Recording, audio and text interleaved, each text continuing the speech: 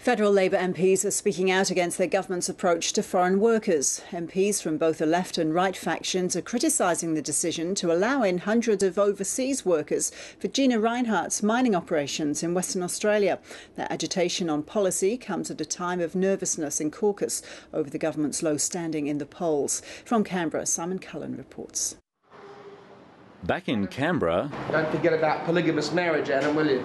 With a strong sense of déjà vu. And this is a Prime Minister who does not have the confidence of caucus. Caucus anger has been reignited by a plan to bring in up to 1,700 foreign workers for one of Gina Rinehart's multi-billion-dollar mining projects in Western Australia. You could drive a 747 Airbus through the policy in terms of protections for workers. So I'm concerned to make sure that we close any loopholes. Caucus, when they have a look at all the details, will settle down on this issue.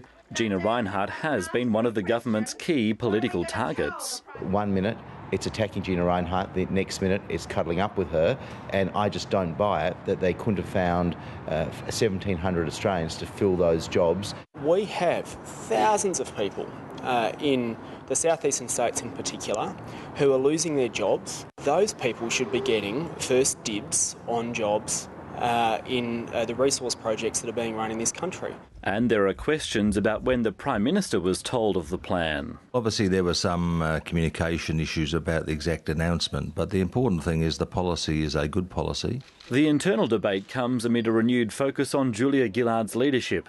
The alleged agitator is the Chief Government Whip. Joel Fitzgibbon is a strong supporter of the Prime Minister, as am I. She will lead us to the next election.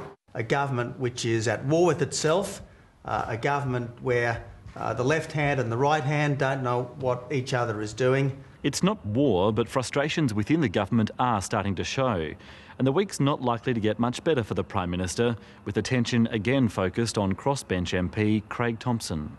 He used parliamentary privilege last week to raise questions about the links between the Health Services Union's National Secretary Cathy Jackson and her partner, who's Vice President of Fair Work Australia. The Vice President has assured me that the imputations of misconduct by him arising from Mr Thomson's statement are false. And they won't be investigating the matter.